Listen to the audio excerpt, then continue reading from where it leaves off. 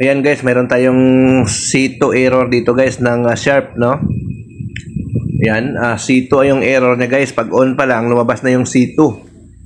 No? So, ito ngayon guys, ang referee natin, no? Yung C2, no? So,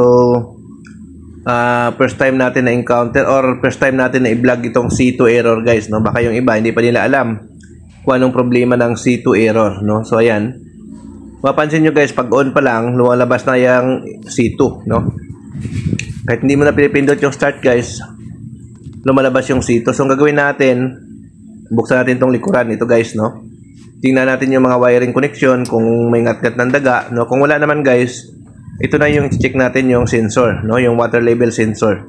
Kasi wala naman tayong nakita ngat-ngat ng daga dito. Ito yung below guys, yung water level sensor. Yun po yung checkin natin, no? So, tanggalin natin to para ma-check natin, no? So, pagpasensyahan nyo lang yung video natin guys, no? Kasi walang nagbibideo sa atin dito, no? So, one hand yung hawak natin. So, hindi pala naka-portrait yung camera natin, no? Ayan. So, ito guys, tinanggal ko yung sensor, no? Tinester ko.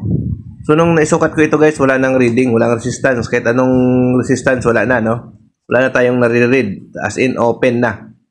No? So, ang ginawa natin guys, ito pinalitan natin. Pinalitan natin ng bago. So, yung sensor guys, available yan sa amin kung kailangan nyo po, no? Ayan. So, on natin. Ayan. Then, start natin. Ayan. Ayan. Kung mapansin nyo guys, wala na siyang error na lumabas, no? Ayan. Ayan. So, kakarga siyang tubig. Humingi siyang tubig, no? So, gawin natin, i-fix natin guys. Testing natin ulit, no? Ayan. So, ayan. Lagay natin din sa spin para matesting. Ayan. Ayan. Umikot na siya guys, no? Wala siyang error na nilabas, no? So, good na po ito guys, no?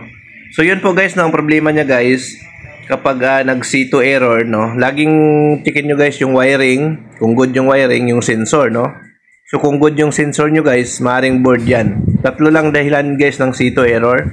Wiring connection, yung board, or yung water level sensor, no? Pero usually guys, yung water level sensor yan ang may problema, no? Pagdating sa ganitong error, no?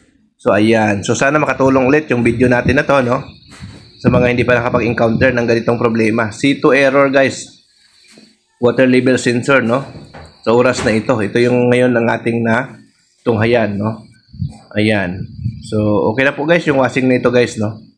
Ayan. So, sa mga baguhan, huwag niyo pong kalimutan mag-subscribe. Thank you.